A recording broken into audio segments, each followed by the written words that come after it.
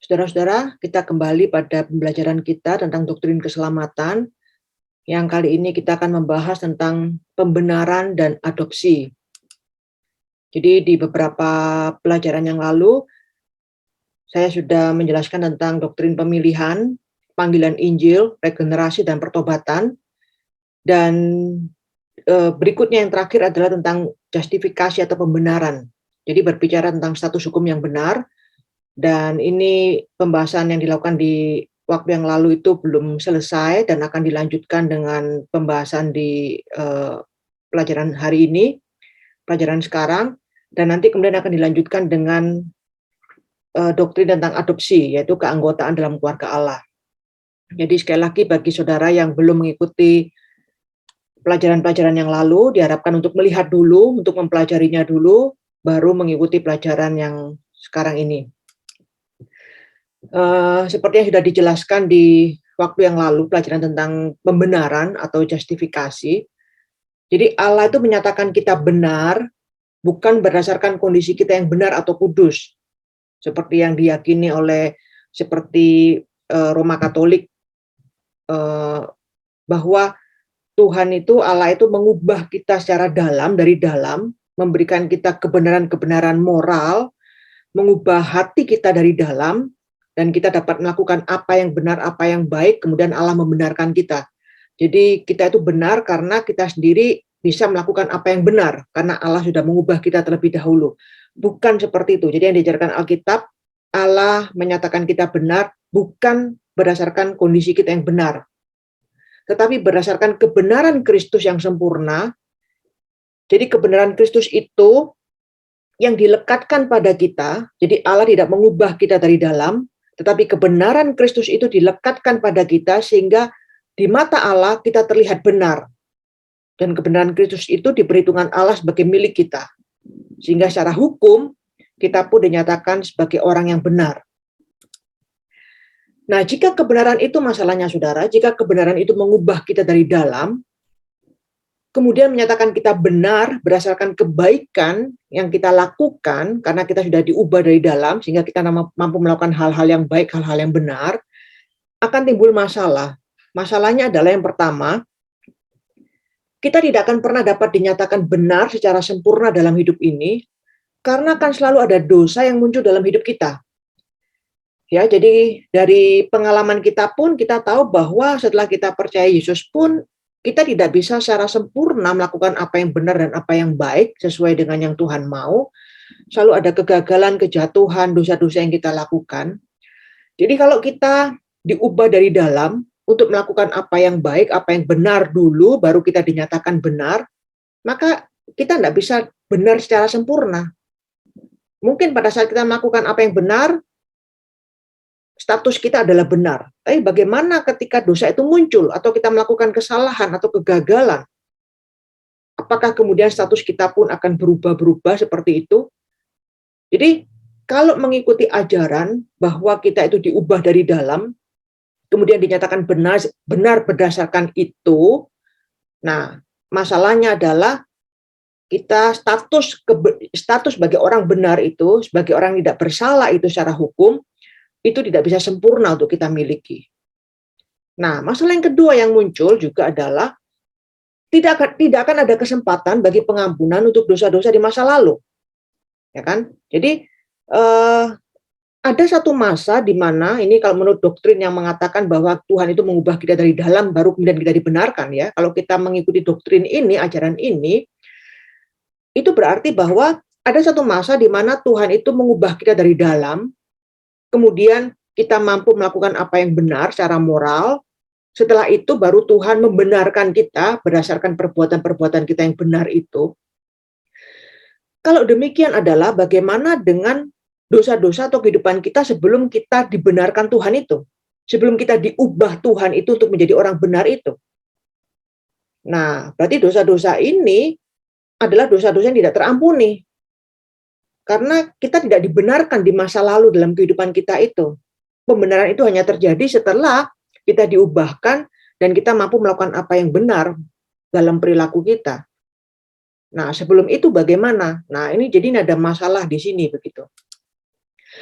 Kalau kita melihat Alkitab, kalau kita mengikuti pandangan bahwa kita dibenarkan dari dalam, diubah oleh Allah, kemudian kita dibenarkan karena perbuatan kita, itu kita tidak akan bisa mengimani ayat ini yang menyatakan bahwa sebab itu kita yang dibenarkan karena iman. Kita hidup dalam damai sejahtera dengan Allah oleh karena Tuhan kita Yesus Kristus. Kita mungkin akan sulit memiliki damai sejahtera karena akan ada dosa yang selalu kita lakukan, dan bagaimana dengan dosa-dosa di masa yang lalu sebelum kita dibenarkan itu. Jadi tidak ada damai sejahtera. Kita pun tidak ada keberanian untuk mengatakan bahwa demikianlah sekarang tidak ada lagi penghukuman bagi mereka yang ada dalam Kristus Yesus. Karena ada dosa-dosa yang kita lakukan. Ada dosa-dosa di masa lalu yang kita belum dibenarkan itu. Dosa-dosa yang layak untuk mendapatkan penghukuman. Nah, bagaimana dengan dosa-dosa itu?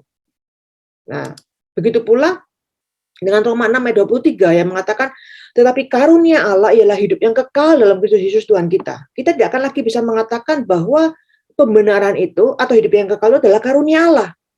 Karena hidup kekal itu, pembenaran itu kita peroleh dari perbuatan kita yang memang benar, perbuatan kita yang baik. Karena hidup kita yang diubahkan oleh Tuhan, sehingga kita mampu melakukan apa yang benar, apa yang baik, itu kita peroleh dari perbuatan-perbuatan baik yang kita lakukan sendiri, begitu, bukan dari karunia Allah. Sehingga ayat-ayat ini pun akan sulit untuk kita imani, kita hidupi, dan kita alami dalam kehidupan kita. Nah, di Roma 3 ayat 23-24 dijelaskan demikian. Karena semua orang telah berbuat dosa dan telah kehilangan kemuliaan Allah, ya.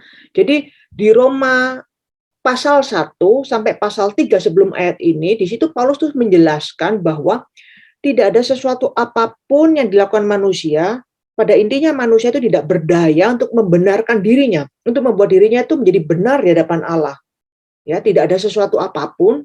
Kemudian di ayat ini Paulus menjelaskan, karena semua orang itu telah berbuat dosa dan telah kehilangan kemuliaan Allah, makanya tidak mampu apapun yang dapat dilakukan untuk membuat dirinya itu benar, untuk dilepaskan dari dosa itu, begitu. Tetapi, nah ini di sini ada pengharapan, ada berita baik, kabar baik yang dinyatakan oleh Paulus, ada solusi yang dia beritahu, yang dilakukan oleh Allah sendiri. Tetapi oleh kasih karunia Allah telah dibenarkan dengan cuma-cuma karena penebusan dalam Kristus Yesus. Jadi dari sisi manusia tidak ada apapun yang bisa dilakukan, tetapi melalui penebusan dalam Kristus Yesus ada kesempatan bagi orang-orang yang mengimani Yesus untuk mendapatkan anugerah di mana mereka dapat dibenarkan dengan cuma-cuma. Jadi itu kembali dikatakan di sini itu kasih karunia. Orang itu dibenarkan dengan cuma-cuma karena karya yang Kristus lakukan. Jadi bukan karena tindakan atau hal-hal baik atau perbuatan baik yang dilakukan dari pihak kita sebagai manusia, tetapi semata-mata karena penebusan yang Kristus lakukan bagi pihak kita. Oleh karena itu kalau kita lihat di ayat ini ada kata kasih karunia.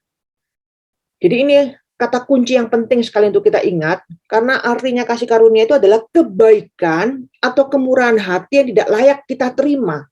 Jadi dalam diri kita sama sekali tidak ada kelayakan apapun, kebaikan apapun yang membuat Allah dapat menganugerahkan kebaikan itu kepada kita, menganugerahkan keselamatan itu bagi kita, pengampunan dosa itu bagi kita, hidup kekal itu bagi kita.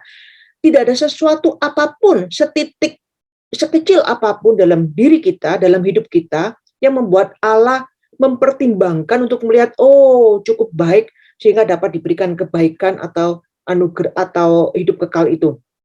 Tidak. Karena sama sekali tidak ada, makanya disebut kasih karunia. Karena Allah memberikan sesuatu yang tidak layak kita terima. Kemurahannya tidak layak kita terima. Kebaikan, berkat, hidup kekal yang tidak layak kita terima. Karena tidak ada sesuatu apapun dalam diri kita yang dapat diperhitungkan, yang dianggap layak untuk mendapatkan itu. Makanya disebut kasih karunia. Nah, kita bisa lihat perbandingannya ya, di ayat di Efesus 2 ayat 8-9. Ketika Paulus menekankan kasih karunia, itu sangat ditekankan atau dikontraskan dengan perbuatan atau dengan usaha kita sebagai manusia. Jadi kasih karunia itu bertolak belakang dengan hasil usaha atau pekerjaan kita. Sebab karena kasih karunia kamu diselamatkan oleh iman, kasih karunia, bukan hasil usahamu. Ya, saya lihat yang saya kasih warna-warna yang berbeda. Kasih karunia dikontraskan itu bukan hasil usahamu, itu kasih karunia. Itu pemberian Allah, itu bukan hasil pekerjaanmu, begitu. Jadi ayat-ayat Alkitab sangat menekankan bahwa pembenaran itu hanya semata-mata anugerah, kasih karunia Allah, bukan sesuatu yang kita bisa lakukan, yang mampu kita lakukan karena diri kita sendiri mampu untuk melakukan kebaikan itu, begitu. Nah, di Titus 3 ayat di Titus pasal 3 ayat 7 juga ditekankan supaya kita sebagai orang yang dibenarkan oleh kasih karunia-Nya berhak menerima hidup yang kekal sesuai dengan pengharapan kita, ya. Dibenarkan karena apa? Bukan karena perbuatan baik kita, bukan karena kita diubahkan Tuhan sehingga mampu berbuat baik, tetapi oleh kasih karunia-Nya. Jadi dalam kondisi kita masih berdosa, dalam diri kita pun masih ada keinginan-keinginan berdosa, Tuhan tidak ubahkan kita dari dalam, ya. Dalam kondisi seperti itu kita dibenarkan status kita, dan itu semata-mata karena kasih karunia-Nya.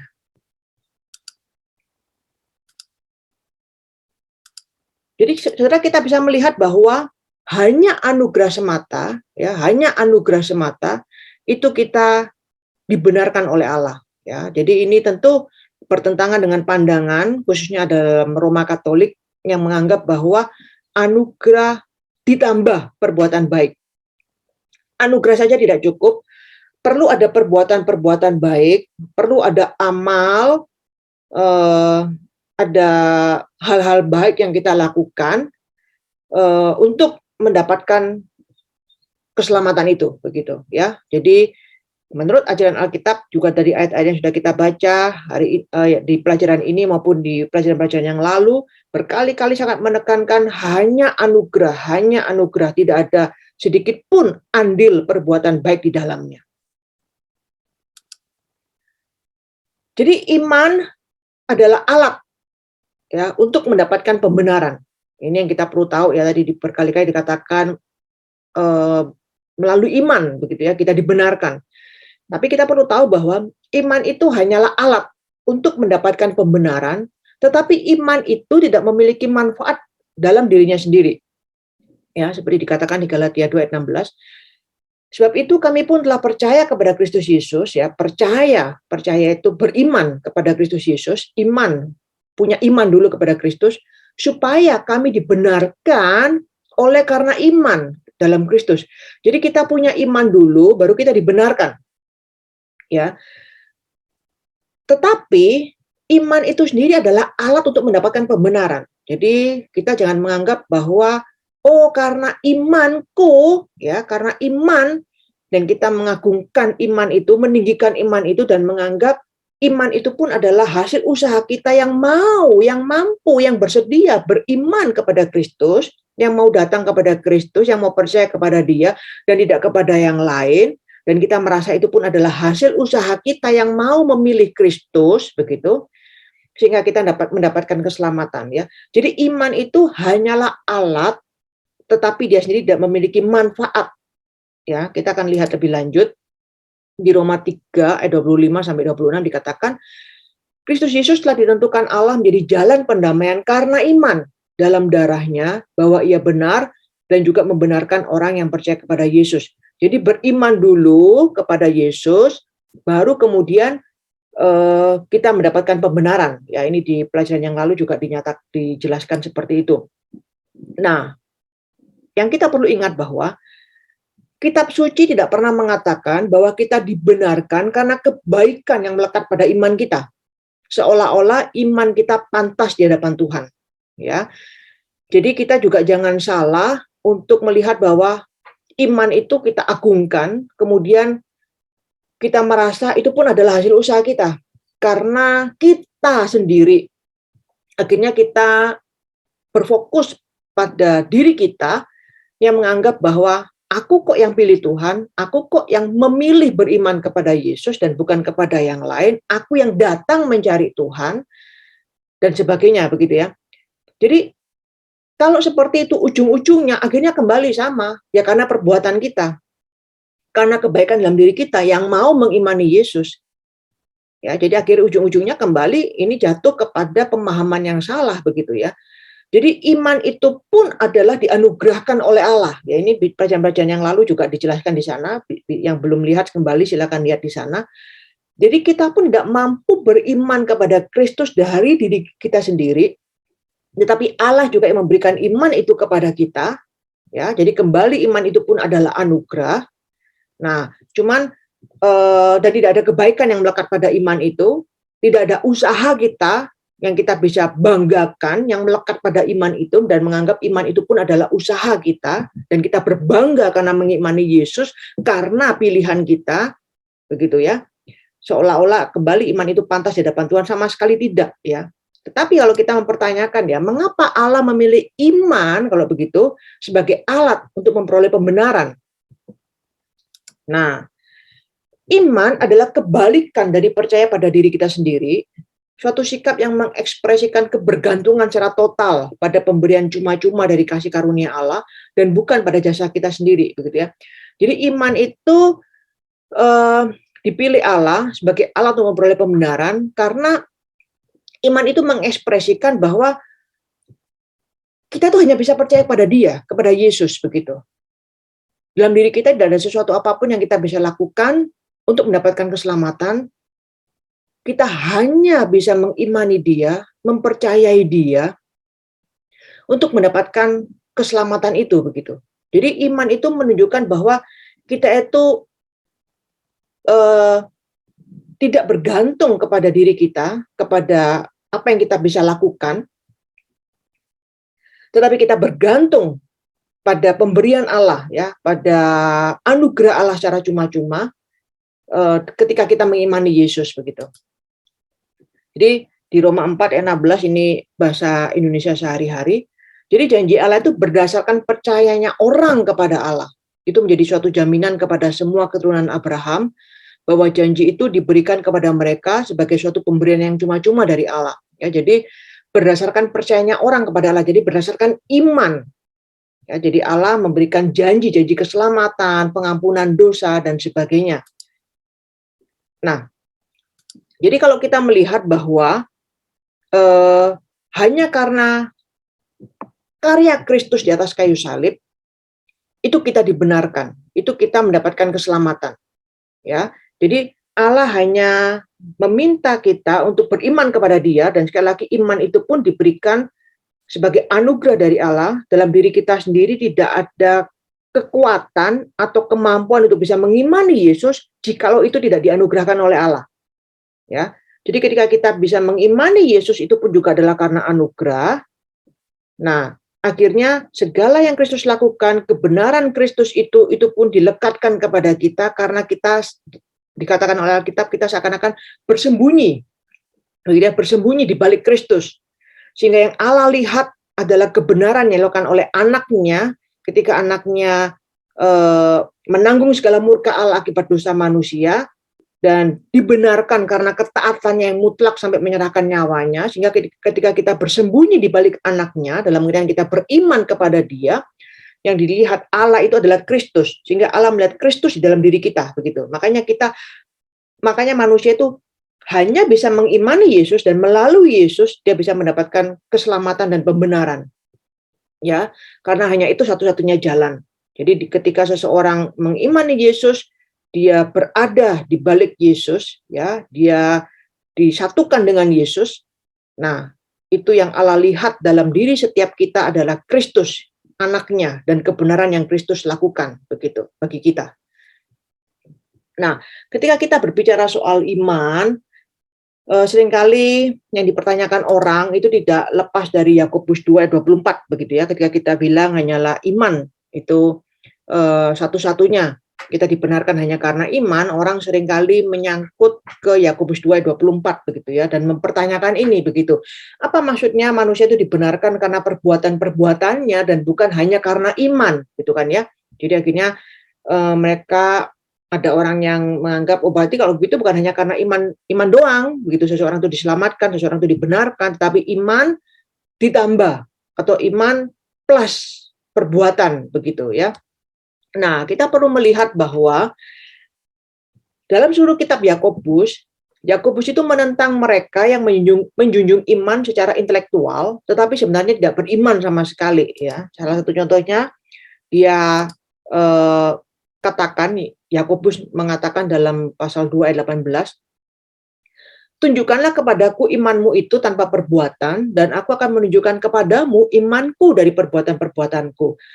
Jadi kalau kita melihat seluruh konteks kitab Yakobus, di sana Yakobus itu banyak berbicara soal bagaimana sikap menghadapi orang kaya, orang miskin, bagaimana menggunakan lidah berbicara, bagaimana menjalani kehidupan ini dan sebagainya begitu ya. Jadi berbicara soal hal-hal praktis dalam kehidupan sehari-hari yang seringkali terlihat bahwa orang itu waktu itu gitu ya, ketika Yakobus menulis suratnya ini, mereka itu menyalahartikan pengajaran Paulus yang mengatakan bahwa hanya karena iman begitu ya seseorang itu dibenarkan. Jadi sehingga mereka menjunjung tinggi itu iman. Aku udah beriman begitu loh, cukup aku sudah dibenarkan, aku sudah diselamatkan. Akibatnya mereka mengabaikan perbuatan-perbuatan yang seharusnya menjadi buah dari iman itu, perbuatan-perbuatan baik yang seharusnya menjadi buah. Ya, jadi perbuatan-perbuatan itu bukan menjadi syarat atau iman plus perbuatan-perbuatan, tetapi iman seharusnya menghasilkan perbuatan-perbuatan baik dalam kehidupan.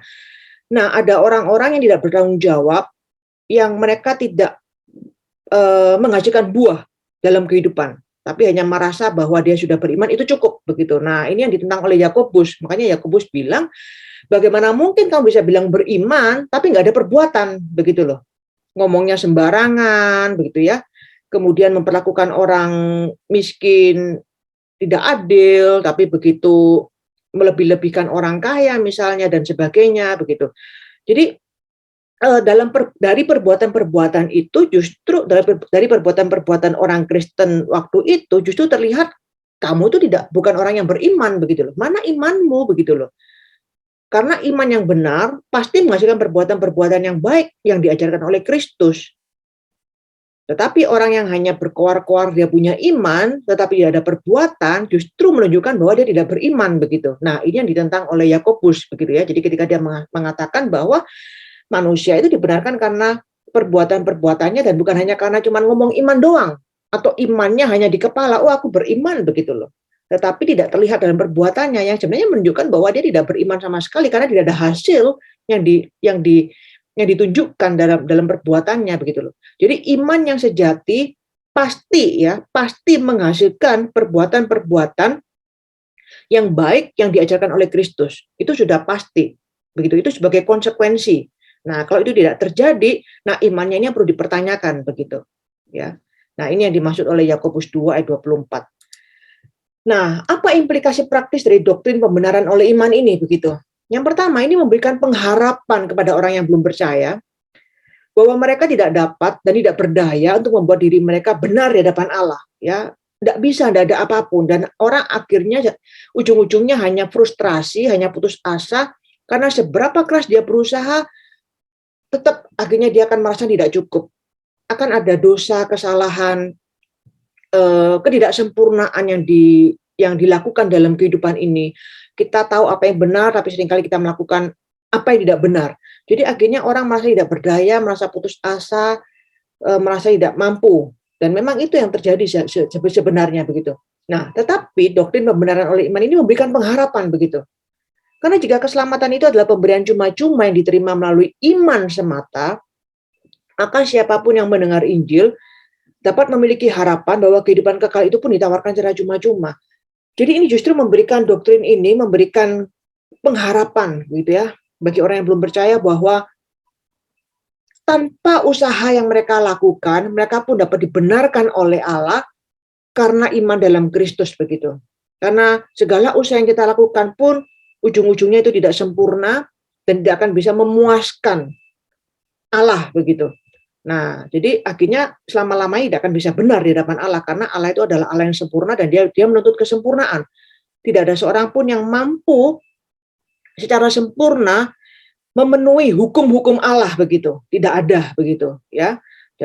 Akhirnya kita hanya bisa frustrasi dan jatuh dalam keputusasaan. Tapi berita bahwa kita dibenarkan oleh iman hanya oleh karena karya Kristus di atas kayu salib, ini akan memberikan pengharapan. Dan ini tentunya juga memberikan pengharapan bagi kita yang memberitakan Injil kepada orang lain, begitu. Bahwa kita pun seharusnya terdorong, tersemangati oleh berita ini, bahwa ada begitu banyak orang yang berjuang di luar sana untuk mendapatkan pembenaran, status benar, status hukum sebagai orang benar di hadapan Allah, tapi mereka tidak mampu, tidak berdaya, begitu loh. Nah, kita memberikan berita pengharapan itu kepada mereka, bahwa hanya oleh karena iman dalam Kristus, hanya karena karya Kristuslah, ketika seseorang mengimani Dia, seseorang itu dapat dibenarkan oleh Allah. Jadi ini pun seharusnya mendorong kita untuk bersemangat memberitakan Injil dan memberitakan berita pengharapan ini kepada orang lain. Yang kedua, doktrin ini memberikan keyakinan bahwa Allah tidak pernah menuntut kita membayar hukuman atas dosa-dosa kita, yaitu dosa-dosa yang telah diampuni berdasarkan kemurahan Kristus semata, begitu. Jadi ini memberikan kita keyakinan bahwa dosa-dosa kita, karena dosa itu harus dibayar, ada hukuman ya untuk dosa-dosa itu. Nah, tapi ketika kita mengimani Kristus, kita diampuni, tidak lagi ada tuntutan untuk membayar itu karena Kristus sudah membayarnya lunas bagi pihak kita di atas kayu salib. Jadi Kristus sudah membayarnya bagi kita, sehingga kita dibebaskan dari tuntutan untuk membayar hukuman atas dosa itu.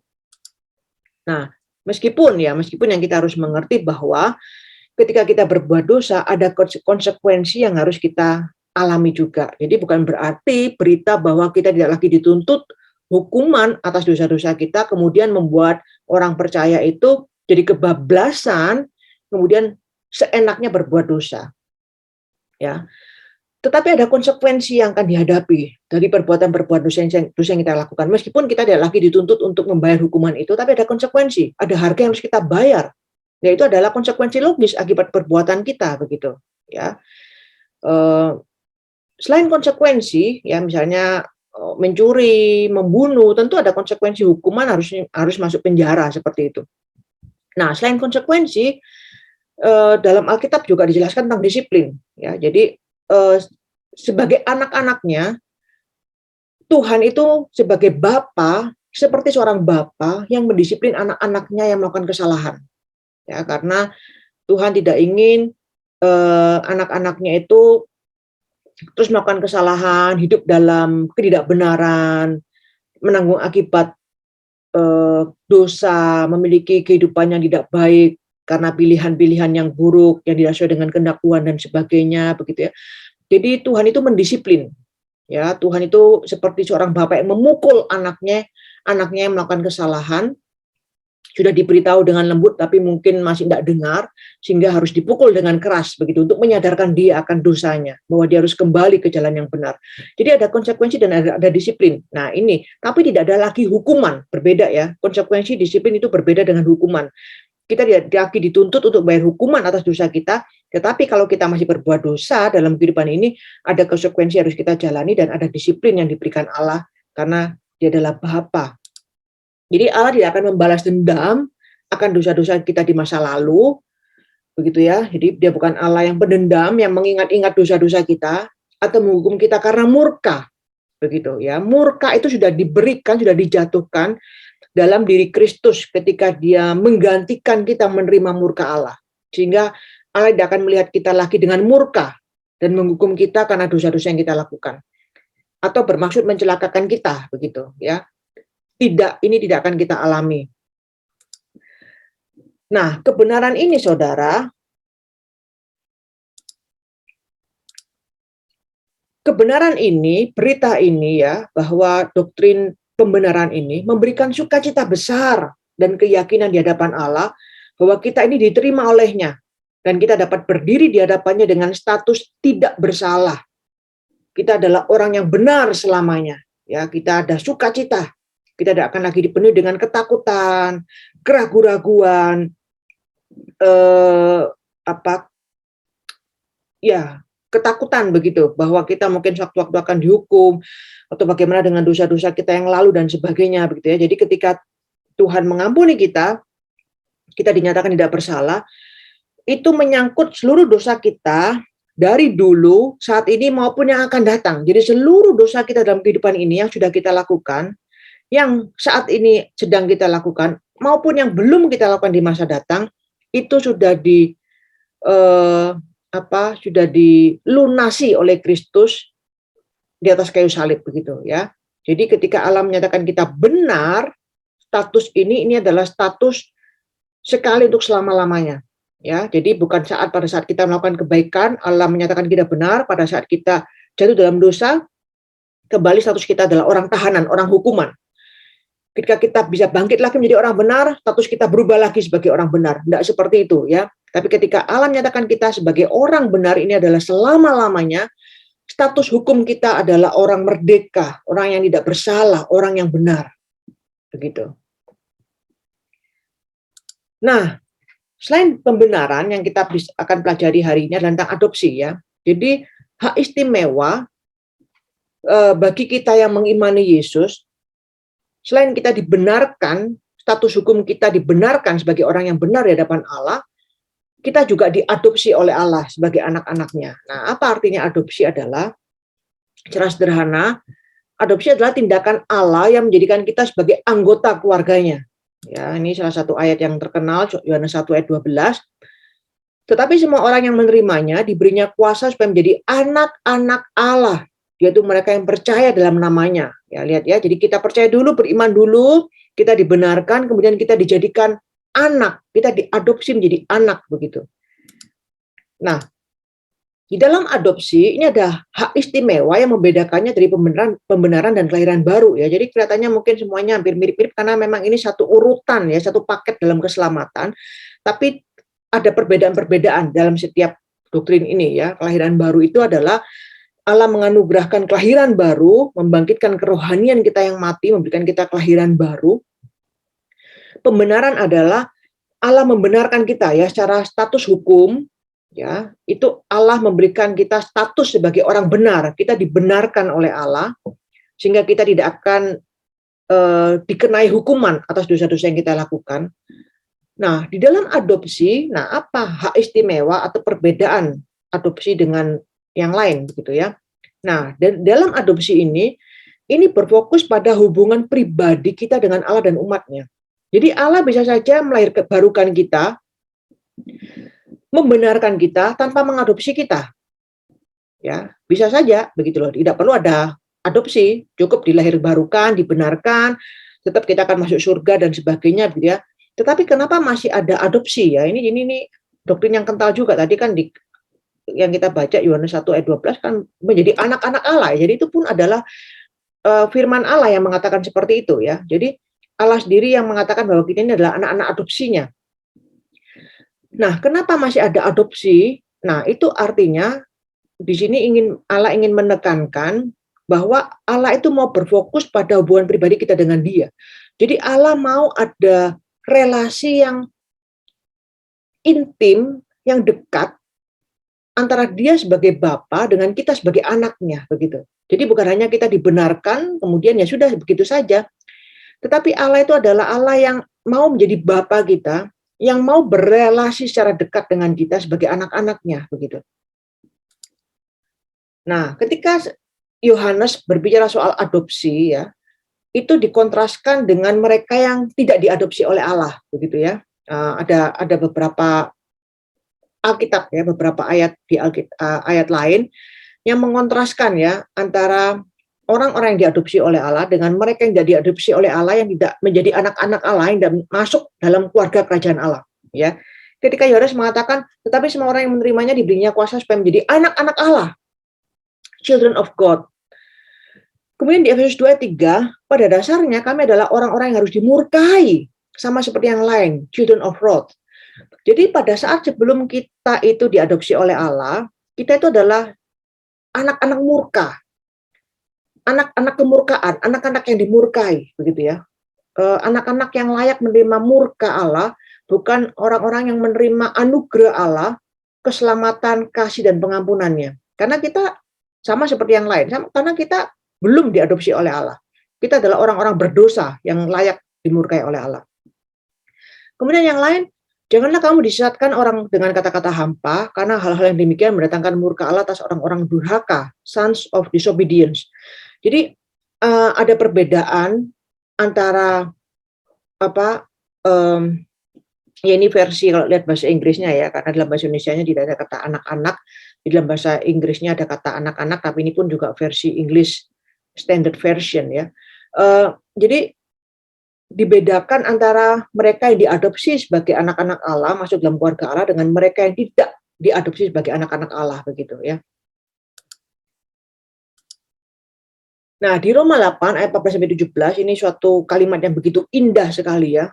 Janji firman Tuhan, ayat-ayat yang begitu indah menyatakan bagaimana menggambarkan adopsi itu, begitu ya. Semua orang yang dipimpin roh Allah adalah anak Allah ya. Yang dipimpin roh Allah, semua orang, bukan semua orang ya, tapi semua orang yang apa? Yang dipimpin roh Allah. Kapan kita dipimpin oleh roh Allah? Yaitu pada saat kita percaya kepada Kristus. Pada saat kita percaya kepada Kristus, itu ada beberapa hak istimewa yang kita alami saat itu ya, meskipun mungkin kita tidak menyadarinya secara fisik, tapi pada saat kita beriman kepada Kristus, saat itu kita sudah dibenarkan oleh Allah, menjadi diciptakan kita memiliki kelahiran baru, kita dilahirkan baru, kemudian kita mengimani Dia. Pada saat itu kita dibenarkan oleh Allah ya, dan pada saat itu juga kita juga menerima roh Allah. Jadi ada roh Allah yang ada dalam hidup kita. Kita sudah dipimpin oleh roh Allah gitu ya. Dan pada saat itu pun kita diadopsi menjadi anak Allah. Jadi sebab kamu tidak menerima roh perbudakan yang membuat kamu menjadi takut lagi, tetapi kamu telah menerima roh yang menjadikan kamu anak Allah. Jadi dikatakan, dikontraskan, kita bukan lagi budak. Sebelum kita menjadi anak, kita itu adalah budak dosa, begitu ya. Kita hidup dalam ketakutan, kita bukan menjadi orang-orang yang merdeka. Kita menjadi orang-orang tawanan dosa, begitu. Tapi setelah kita menjadi anak Allah, kita dibebaskan dari dosa kita dimerdekakan, status kita dijadikan benar, sehingga kita tidak takut lagi, kita hidup dalam kemerdekaan, ya, sebagai anak Allah. Oleh roh itu kita berseru, ya Aba, ya Bapa. Nah, karena kita sebagai anak, kita pun mampu memanggil Dia, Allah kita, bukan hanya sebagai pencipta, sebagai Allah yang Maha Kuasa, ya, sebagai Raja kita, tapi juga sebagai Bapa. Kita pun mampu mengatakan ya Bapa, begitu. Roh itu bersaksi bersama-sama dengan roh kita bahwa kita adalah anak-anak Allah. Dan jika kita adalah anak, maka kita juga adalah ahli waris. Maksudnya, orang-orang yang berhak menerima janji-janji Allah, yang akan menerimanya bersama-sama dengan Kristus, yaitu juga kita menderita bersama-sama dengan Dia, supaya kita juga dipermuliakan bersama-sama dengan Dia. Jadi ahli waris apa? Ahli waris kerajaan. Kita akan mewarisi kerajaan surga, kita akan mendapatkan kemuliaan bersama dengan Kristus pada saat kita ada di surga nanti. Jadi itu adalah janji-janji yang diberikan sebagai ahli waris, sebagai anak-anak Allah, kita dijadikan ahli-ahli waris, begitu. Nah, namun kita harus ingat, saudara, bahwa meski sekarang ya, saat ini kita adalah anak-anak Allah, tetapi adopsi itu pun juga bersifat akan datang ya. Kalau ada bahasa kita mengerti, mungkin ada bahasa teologi yang cukup terkenal itu adalah already but not yet ya. Jadi maksudnya itu already, kita sudah menjadi anak-anak Allah, tetapi not yet, maksudnya kepenuhan sebagai anak-anak Allah ini juga masih belum kita nikmati dengan sempurna saat ini.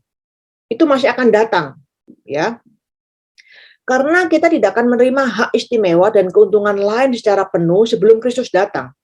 Dan kita memiliki tubuh kebangkitan kita. Seperti yang dikatakan di Roma 8 ayat 23. Dan bukan hanya mereka saja, tetapi kita yang telah menerima karunia sulung roh, kita juga mengeluh dalam hati kita sambil menantikan pengangkatan sebagai anak, yaitu pembebasan tubuh kita. Jadi saat ini kita sudah diangkat sebagai anak, kita bisa memiliki relasi dengan Allah yang intim, memanggil Dia sebagai Bapa kita. Kita memiliki pengharapan kita bahwa kita adalah ahli waris yang akan menerima segala kemuliaan yang dijanjikan.